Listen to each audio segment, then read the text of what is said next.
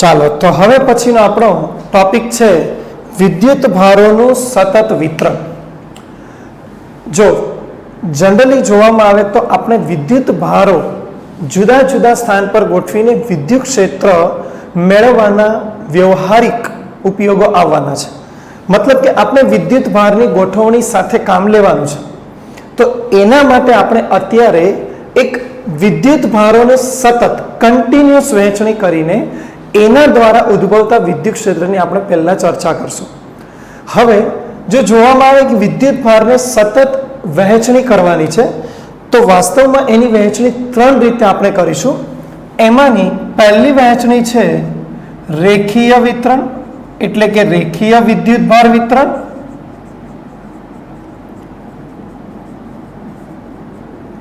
સમજાય છે?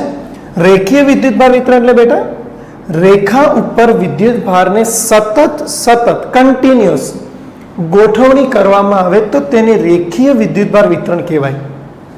નંબર 2 પૃષ્ઠ વિદ્યુત ભાર વિતરણ. પૃષ્ઠ વિદ્યુત ભાર વિતરણ એટલે કે કોઈ સરફેસ સપાટી પર જો વિદ્યુત ભારને સતત કન્ટિન્યુઅસ વહેંચણી કરવામાં આવે તો એવા વિતરણને પૃષ્ઠ વિદ્યુત ભાર વિતરણ. અને નંબર 3 જો કદ ઉપર મતલબ કે ત્રિપારિમાણિક વિદ્યુત ભારને સતત વહેંચવામાં આવે તો એને આપણે કદ વિદ્યુત ભાર વિતરણ કહીશું. હજુ કદાચ તમને ઓછો આમાં ખ્યાલ આવશે પણ આપણે એક ભાગને ભણવાનો છે. તો એમાંનો પહેલો ભાગ આપણે સ્ટાર્ટ કરીએ જેની અંદર આપણે વિદ્યુત ભારનું કયું વિતરણ? રેખીય વિદ્યુત ભાર વિતરણ બરાબર દ્વારા વિદ્યુત ક્ષેત્ર. આપણો મેઇન ટાર્ગેટ છે વિદ્યુત ક્ષેત્ર સમજવાનો. પણ વિદ્યુત ભાર વિતરણ કેવું છે? રેખા પર. તો જેવી વાત કરીએ છીએ ને એવું થોડું આપણે આકૃતિમાં બતાવીએ તો આપણે એક યામક્ષ પદ્ધતિને વિચારો. માની લો કે આ યામક્ષ XY ની અંદર આપણી પાસે કોઈ રેખીય વસ્તુ છે. બરાબર? તમે તાર લઈ લો, રેખીય એક પારિમાણિક. આ રેખા પર સમજો આ રીતે સતત વિદ્યુત ભાર વહેંચેલો છે જેને આપણે કહીશું વિદ્યુત ભારનું રેખીય વિતરણ અથવા રેખીય વિદ્યુત ભાર વિતરણ. રેખા પર વિદ્યુત ભારને સતત વહેંચવાની પદ્ધતિ રેખીય વિદ્યુત ભાર વિતરણ. હવે ધ્યાનથી સમજો. આ જે રેખા પરના વિદ્યુત ભારો છે એના દ્વારા આપણે કોઈ એક સ્થાન પાસેનું વિદ્યુત ક્ષેત્ર મેળવવું છે. એ સ્થાન ધારો કે P છે. ઉગમથી ક્યાં છે? તો એમનો સ્થાન સદિશ ધારો કે R છે. તો મારે ઉગમ બિંદુથી R સ્થાન સદિશ પરના આ લોકેશન પર આ વિતરણ દ્વારા ઉદ્ભવતું વિદ્યુત ક્ષેત્ર મેળવવું છે. ક્લિયર? આ જે તાર છે બરાબર. હવે આપણે અત્યાર સુધી જે સ્ટડી કર્યું એની અંદર તો બિંદુવત દ્વારા ઉદ્ભવતું વિદ્યુત ક્ષેત્ર મેળવ્યું પણ આ તો એક તાર છે. તો તાર દ્વારા અહીંયા વિદ્યુત ક્ષેત્ર આપણે મેળવવું હોય તો આપણે આ તાર વિશે કેટલું જાણતા હોવા જોઈએ. તો એ છે બરાબર. ધ્યાનથી સમજજો. ધારી લો કે આ તારની લંબાઈ કોઈ L છે. કેટલી? L. અને આ તાર પરનો કુલ વિદ્યુત ભાર Q છે. તો મને તમે જણાવો આ તારની લંબાઈ L, વિદ્યુત ભાર Q હોય તો આ તાર ઉપર એકમ લંબાઈ દીઠ વિદ્યુત ભાર કેટલો મળે? ધ્યાન રાખો આ તાર પરના એકમ લંબાઈ દીઠ જે વિદ્યુત ભાર મળે તેને વિદ્યુત ભારની રેખીય ઘનતા તરીકે ઓળખીશું. યાદ રાખજો વિદ્યુત ભાર રેખીય ઘનતા. વ્યાખ્યા સાથે નામ યાદ રાખવું. કોને કહીશું? તાર પરના એકમ લંબાઈ દીઠ રહેલા વિદ્યુત ભારને તેની વિદ્યુત ભાર રેખીય ઘનતા કહેવાય. વિદ્યુતભાર રેખીય ઘનતા કહેવાય. એનો સિમ્બોલ આપણે લેમ્બડા યુઝ કરવાનો છે, એટલે વિદ્યુતભાર રેખીય ઘનતા કહેવાય. ક્લિયર? તારની રેખીય ઘનતા. આ આપણે તાર વિશે જાણતા હોવા જોઈએ. જો આને મારે ગાણિતિક બતાવવું હોય તો લખી શકાય લેમ્બડા રેખીય ઘનતા. બોલો શું લખાશે? એકમ લંબાઈ વિદ્યુતભાર મતલબ Q/L લખાશે, જેને વિદ્યુતભારની રેખીય ઘનતા કહેવાય. ખબર પડી ગઈ બેટા? આ અદિશ રાશિ છે, બરાબર. આના એકમ ને બધું થોડું જાણી લો, કામ લાગી જશે. SI એકમ કદાચ પૂછાઈ જાય તો બનશે કુલમ પર મીટર. Q/L કુલમ પર મીટર. પારિમાણિક સમીકરણની વાત કરીએ તો બોલો એનું પારિમાણિક સમીકરણ શું બનશે? તો પારિમાણિક સમીકરણ બનશે m0, કારણ કે દળ નથી. L મીટર ઉપર જશે -1, કુલમને આપણે એમ્પિયર ટાઈમમાં કન્વર્ટ કરો એટલે T1 A1. બોલો તો આ જે મળશે એ આપણને મળશે રેખીય ઘનતાનું પારિમાણિક સમીકરણ. ક્લિયર? સમજ પડી? ચાલો, તો આ જે તાર છે એના પરની આપણને ભૌતિક રાશિ રેખીય ઘનતા ખબર પડી ગઈ. ક્લિયર? એકમ લંબાઈ દીઠ પરનો વિદ્યુતભાર એટલે રેખીય ઘનતા. હવે જો આ તાર અત્યારે એના પર વિદ્યુતભારો આપણે સરખી રીતે વહેંચેલા છે, પણ આપણી પ્રોબ્લેમ એ છે કે આપણને એક બિંદુઓ દ્વારા ઉદ્ભવતું વિદ્યુત ક્ષેત્ર ખબર છે. તો આપણે એક કામ કરીએ, આ તારને નાના નાના સૂક્ષ્મખંડમાં વિભાજિત કરીએ અને એવો નાનો સૂક્ષ્મખંડ કે જેને બિંદુવત તરીકે આપણે મતલબ એના પરનો વિદ્યુતભાર આપણે બિંદુવત તરીકે ગણી શકીએ. તો બોલો એના દ્વારા ઉદ્ભવતું વિદ્યુત ક્ષેત્ર આપણે પહેલા નક્કી કરી લઈએ. ચાલો, તો એના માટે ધારી લો કે અહીંયા આગળ કોઈ એક નાનો સૂક્ષ્મખંડ છે આ તાર પર, જેની લંબાઈ આપણે લઈએ dl. કેટલી? dl. સમજાય છે મારી વાત? એ જે ખંડ છે એ ઉગમ બિંદુથી કયા સ્થાન પર છે? તો એનો સ્થાન સદિશ ઉગમ બિંદુથી આ થશે. તો એ સ્થાન સદિશ આપણે લઈએ કોઈ r'. સમજાય છે? બોલો, તો આપણે સૌપ્રથમ એક કામ કરીએ, આ સૂક્ષ્મખંડ પરનો વિદ્યુતભાર ગણી લઈએ અને એના થકી P પાસેનું વિદ્યુત ક્ષેત્ર બિંદુવતની જેમ ગણી લઈએ.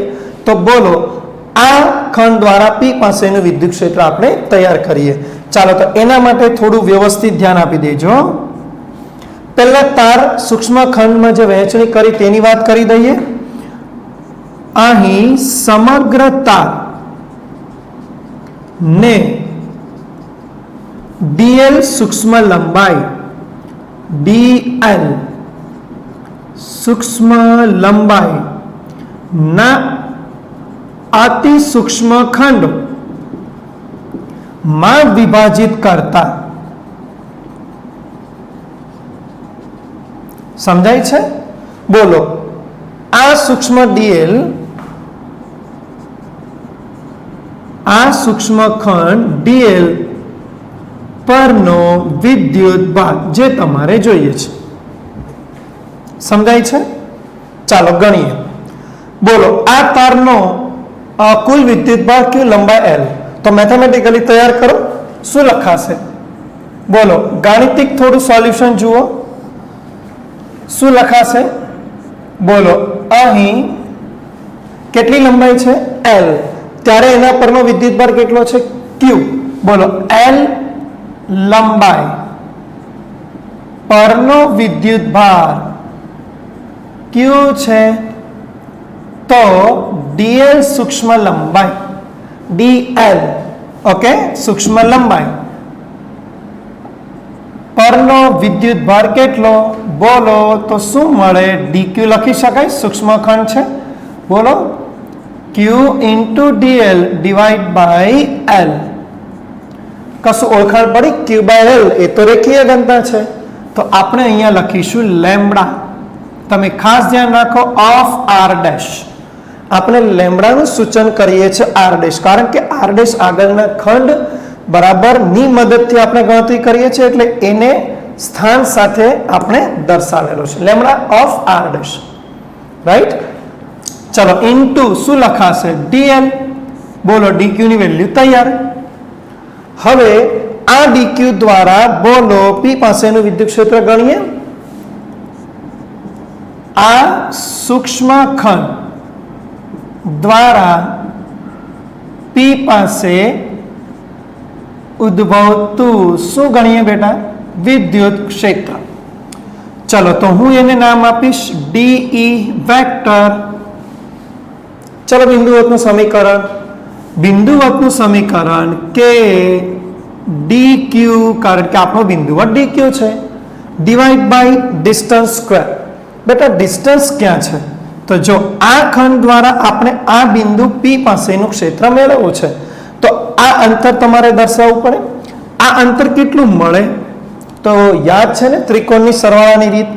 આ પ્રથમ સદિશ, તેના પર આ બીજો સદિશ અને આ એનું પરિણામ. ક્લિયર? હવે આ જે પરિણામ છે તેમાં બરાબર આ જે ભાગ છે આ સદિશ, એને આપણે કરતા બનાવીએ. સમજાય છે એ વાતને?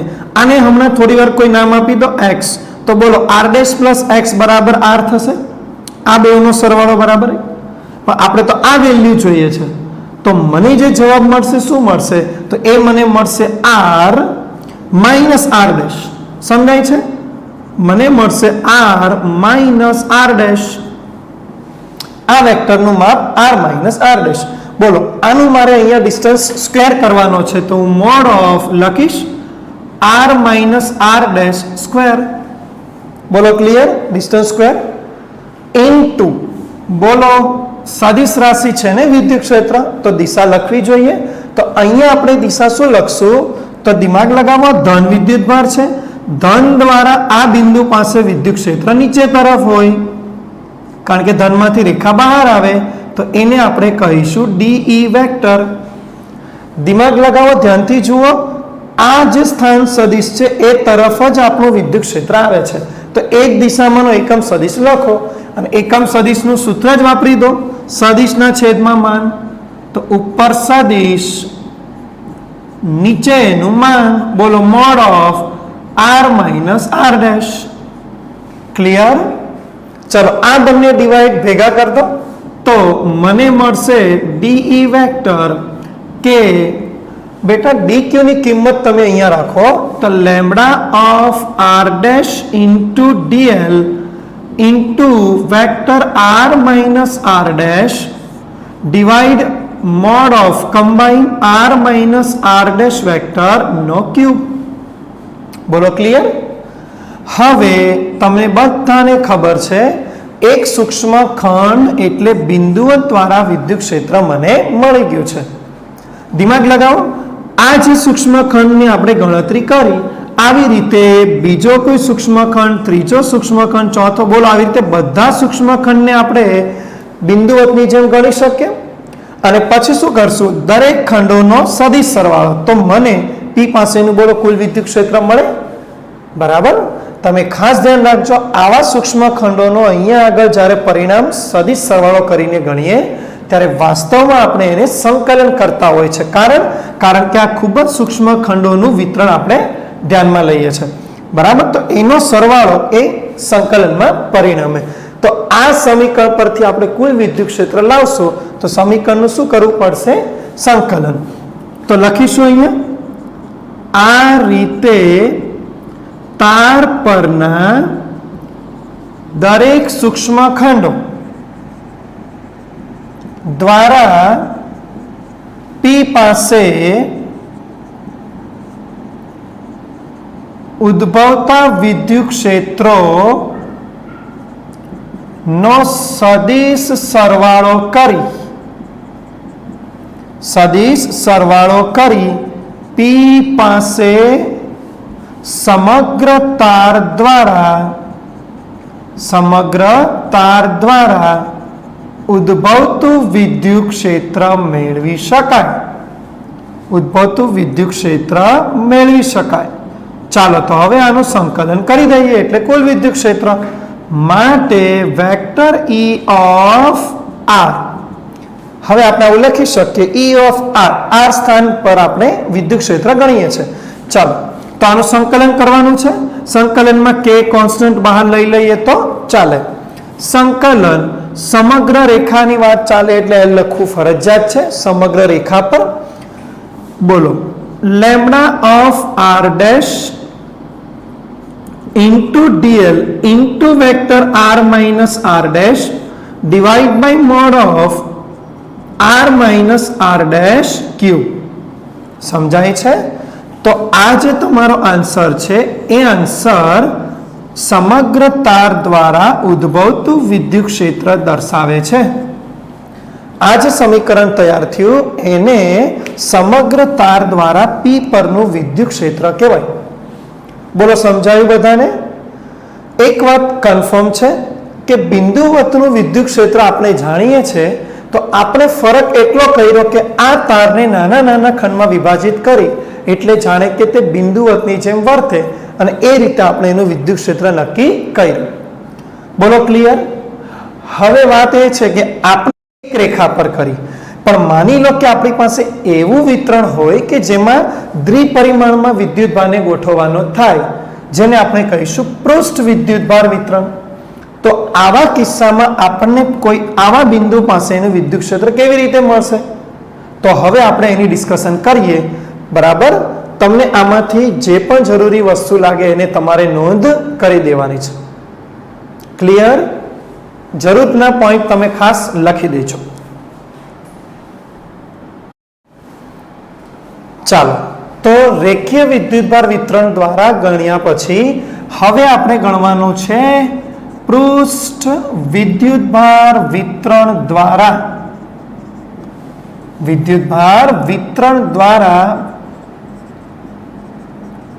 વિદ્યુત ક્ષેત્ર.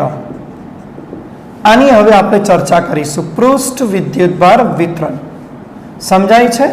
ચાલો તેના માટે આપણે એક પૃષ્ઠ લઈએ.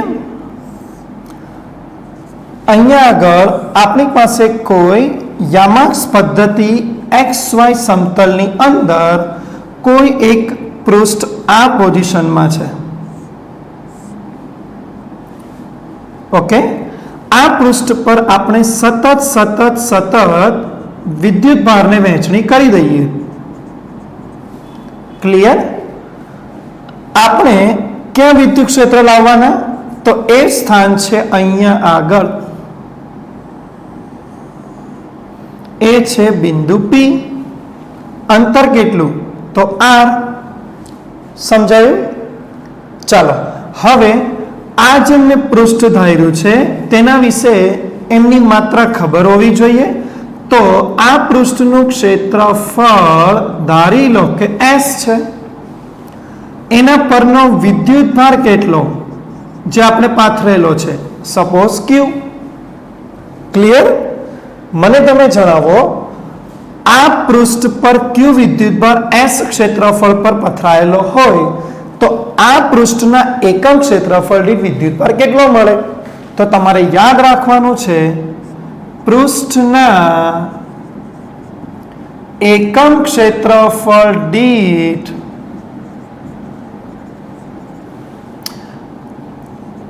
રહેલા વિદ્યુતભાર ને તેની વિદ્યુતભાર પૃષ્ઠ ઘનતા કહેવાય. વિદ્યુતભાર પૃષ્ઠ ઘનતા જેને સિમ્બોલમાં સિગ્મા વડે રજૂ કરાય એટલે એને આપણે કહીશું પૃષ્ઠ વિદ્યુતભાર ઘનતા. ક્લિયર થાય છે? આનું સમીકરણ આપણે ચર્ચા કરીએ તો આનું સમીકરણ આપણને મળે ઘનતા બરાબર Q બાય S. આગળ શું ભણેલા? Q બાય L લંબાઈ પર વિદ્યુતભાર. અહીંયા પૃષ્ઠ એટલે ક્ષેત્રફળ પર વિદ્યુતભાર. આનો એસઆઈ એકમ ચર્ચા કરો તો શું લખાશે? કુલમ પર મીટર સ્ક્વેર. એરિયા છે દ્વિપરિમાણ. પારિમાણિક સમીકરણની ચર્ચા કરો તો શું લખાશે? પારિમાણિક સમીકરણ બોલો ચલો. એનું પારિમાણિક સમીકરણ માસ નથી એટલે m0, લંબાઈ ઉપર આવશે એટલે L-2 T1A1. આપણે કુલમને T1A1 માં લખીશું. સમજાયું? ચલો મને જણાવો આ પૃષ્ઠ પર મારે જેટલા વિદ્યુતભાર છે એના દ્વારા P પાસે વિદ્યુત ક્ષેત્ર લાવવું છે તો આપણી સેમ પદ્ધતિ મારે આમાં બિંદુવતની જેમ ગણતરી કરવી છે તો ધારી લો કે અહીંયા આગળ કોઈ સૂક્ષ્મખંડ છે જેના પરનો વિદ્યુતભાર dq, આપણે એનું ક્ષેત્રફળ લઈશું ds. બોલો તો પહેલા આ પૃષ્ઠખંડ દ્વારા આપણે અહીંયા વિદ્યુત ક્ષેત્ર લાવશું. ચાલો આ પૃષ્ઠખંડ કેટલો દૂર છે તો એ પૃષ્ઠખંડ ઉગમ બિંદુથી કોઈ r' સ્થાન પર છે અને આપણે એના દ્વારા p પાસે ગણતરી કરવી છે. બોલો ચલો હવે તો આવડે છે. આ વેક્ટર કેટલો મળશે જણાવો? r minus r'. આવી રીતે યાદ રાખો, જે સ્થાન આપણે મેળવવાના તે વેક્ટર માઇનસ વિતરણનો વેક્ટર r'. બોલો ક્લિયર? r minus r'. ચાલો તો આ સૂક્ષ્મખંડ પરના વિદ્યુતભાર દ્વારા અહીંયાનું વિદ્યુત ક્ષેત્ર આપણે મેળવવાનું. હવે છે ને હું અહીંયા આગળનું વર્ણન નથી લખતો, સીધી ગણતરી પર જાઉં છું કારણ કે હવે તમને વર્ણન સમજાઈ જશે. ચાલો તો આ પૃષ્ઠખંડ પરનો વિદ્યુતભાર પહેલા આપણે dq ગણીએ. તો અહીંયા હવે આપણે ચેન્જ કરીશું. કયા પૃષ્ઠ? s. ક્લિયર? s ક્ષેત્રફળ પરનો વિદ્યુતભાર, s પૃષ્ઠ ક્ષેત્રફળ પરનો વિદ્યુતભાર કેટલો છે આપણો? q. રાઈટ? તો બોલો ds ક્ષેત્રફળ ખંડ પરનો વિદ્યુતભાર કેટલો? તો dq બરાબર શું મળવું જોઈએ? q ds divide by s. કશું ઓળખાણ પડી? q બાય s એટલે તો પૃષ્ઠ વિદ્યુતભાર ઘનતા, પણ અહીંયા હું એમના સ્થાન સાથે લખીશ sigma of r' into dl. સમજાયું બધાને? સિગ્મા ઓફ r' એના સ્થાન સાથે. બેટા આ બધું એટલા માટે સ્થાન સાથે લખવું પડે કે આપણે પ્રોપર આ એક ખંડ અહીંયા જે આપણે ધાર્યો છે એના દ્વારા ગણો છો. જો આ ખંડ અહીંયા કોર્નર પર હોય તો આ અંતર બદલી શકે, એટલે આપણે હમણાં પ્રોપર જે ખંડ ધાર્યો છે એના દ્વારા આપણે ગણીશું. ક્લિયર? ઓકે, ચલો તો sigma of r' into dl. હવે આ ખંડ દ્વારા p પાસે વિદ્યુત ક્ષેત્ર સેમ. ચલો કે dq બાય ડિસ્ટન્સ સેમ છે, r minus r' whole square.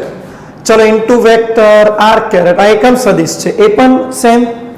બોલો હવે આપણે dq ની કિંમત આ વખતે આ ફોર્મમાં મૂકીએ તો શું લખાશે? Sigma of r' into ds.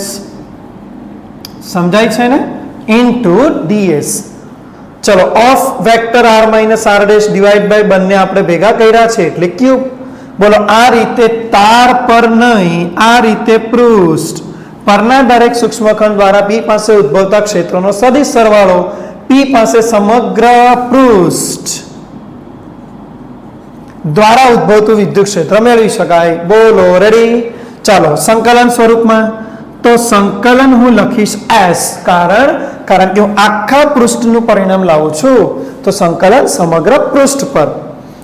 Lambda of r' નહીં લખીએ, આપણી ઘનતા હમણાં સિગ્મા ઓફ r' ઇન્ટુ ક્ષેત્રફળ ds.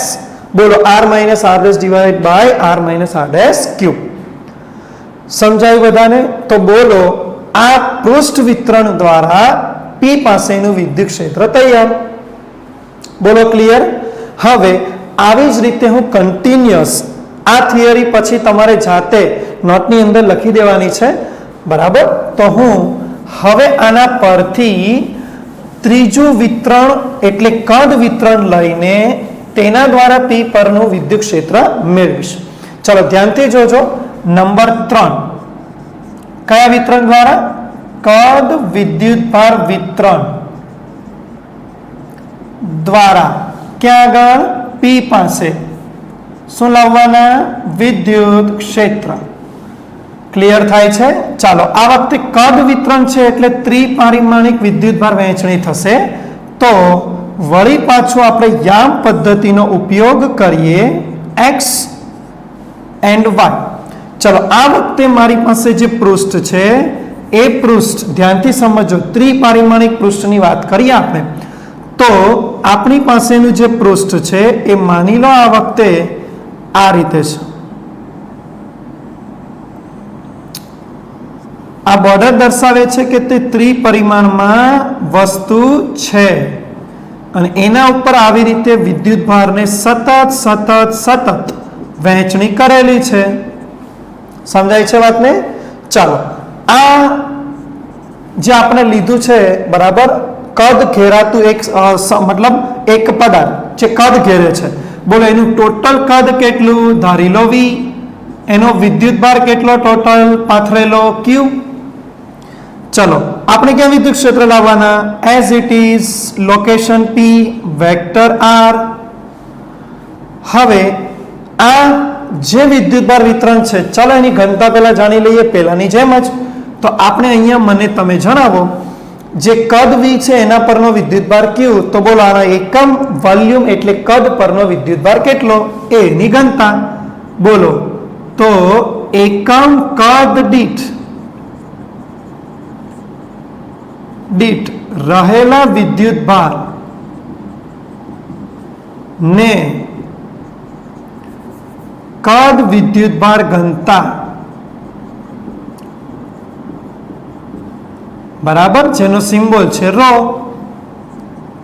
કહે છે. સમજાય છે? સમીકરણમાં થોડી વાત કરી દઈએ તો સમીકરણ આવું બનશે, rho is equal to Q by V volume. બોલો એકમ શું તૈયાર થશે? હવે તો બધું આવડે, કુલમ પર મીટર ક્યુબ. ડાયમેન્શનલ ફોર્મ્યુલા શું તૈયાર થશે? m0 l, બોલો લેન્થ ઉપર -3 t1 a1. બોલો ક્લિયર? આટલે સુધી સમજ પડી ગઈ બધાને? હવે બેટા એક વસ્તુ તમે નજર કરો, જે જે વિતરણ છે એની ઘનતા આપણે નક્કી કરી, કારણ કે ઘનતા ખબર હશે ને, એ ઘનતા ખરેખર શું છે? એ કદ દીઠ, લંબાઈ દીઠ, ક્ષેત્રફળ, એ વિતરણ વિદ્યુતભાર છે. આપણે ક્ષેત્ર ગણવા માટે વિદ્યુતભારની જરૂર પડે જ, એટલા માટે આ ઘનતા રાશિ આપણે પહેલા ગણવી પડે. ચાલો તો આપણે સેમ પદ્ધતિ પાછા ઉપયોગમાં લઈએ. આને બિંદુઓ તરીકે નહીં લઈ શકાય એટલે સૂક્ષ્મખંડમાં વિભાજિત. તો આપણે આના પરનો સૂક્ષ્મખંડ ત્રિપરિમાણમાં બતાવીશું. જો બરાબર, ચાલો કેટલો દૂર છે આ સૂક્ષ્મખંડ? ઉગમ બિંદુથી કોઈ r' સ્થાન આગળ છે, તો આપણે એના દ્વારા p પર ગણતરી કરવાની. તો બોલો આ વેક્ટર વળી પાછો r માઇનસ r'. સમજાયું? ચાલો હવે પાછું ફરીથી આ સૂક્ષ્મ કદ ખંડ બરાબર, કદ ખંડ દ્વારા p પાસે વિદ્યુત ક્ષેત્ર કેટલું? ચાલો અહીં કોના દ્વારા? કદ v પરનો વિદ્યુતભાર q, તો કદ ખંડ dv પરનો વિદ્યુતભાર કેટલો? તો આપણને મળશે q into dv divide by v. કશું ઓળખાણ પડી? q બાય v કદ પરનો વિદ્યુતભાર તો એની ઘનતા છે, તો અહીંયા લખીશું rho into dv. Clear? Rho આ સૂક્ષ્મ કદ ખંડની ઘનતા જે આપણે લીધી છે રો. ઓકે, ચલો હવે વિદ્યુતભાર મળી ગયો, તો એના દ્વારા વિદ્યુત ક્ષેત્ર બોલો. આ સૂક્ષ્મખંડ દ્વારા p પાસે વિદ્યુત ક્ષેત્ર સેમ, એમાંનો વિદ્યુતભાર આપણે નવો ગણ્યો છે, કદ પરનો ત્રિપરિમાણમાં ગણ્યો છે. તો ચલો એની વેલ્યુ આ વખતે એ રાખો, તો અહીંયા લખાશે rho of r' into volume dv, સૂક્ષ્મ વોલ્યુમ. ચલો હવે આ કદ પરના દરેક સૂક્ષ્મ ખંડો દ્વારા p પાસે ઉદ્ભવતા વિદ્યુત ક્ષેત્રનો સદી સરવાળો કરી p પાસે સમગ્ર કદ દ્વારા કદ વિદ્યુતભાર વિતરણ તો પણ ચાલે, ઉદ્ભવતું વિદ્યુત ક્ષેત્ર મેળવી શકાય. ચલો કરો વળી પાછું સંકલન, અને આ વખતે સમગ્ર કદ કવર કરીશું એટલે કદ પરનું સંકલન. બોલો આ વખતની ઘનતા વિતરણ રો ઓફ r', એમનું કદ dv into r minus r' distance divide by distance cube. બોલો ક્લિયર? સમજ પડી ગઈ? તો આવી રીતે તમે કોઈ પણ વિદ્યુતભાર એક પરિમાણમાં, દ્વિપરિમાણમાં કે ત્રિપરિમાણમાં તમે વહેંચણી કરી એના પરના વિદ્યુતભાર ગણી તેની મદદથી ઉદ્ભવતું વિદ્યુત ક્ષેત્ર મેળવી શકાય. આમાંનો એક MCQ તમારે યાદ રાખવાનો છે એક્ઝામિનેશન ખાસ, પારિમાણિક એકમ. આ તમને એક્ઝામમાં MCQમાં અથવા કોઈ શોર્ટ ક્વેશ્ચનની અંદર પૂછાઈ શકે. ક્લિયર? ઓકે, તો આ રીતે તમારે આ થિયરી તૈયાર. મેં બે થિયરી તમને લખવાનો ટાઈમ આપ્યો છે. પહેલી રેખીય વિતરણ અને કદ, બરાબર, એક થિયરી તમારે તૈયાર કરવાની અને બનાવવાની કમ્પ્લીટ. Okay, thank you.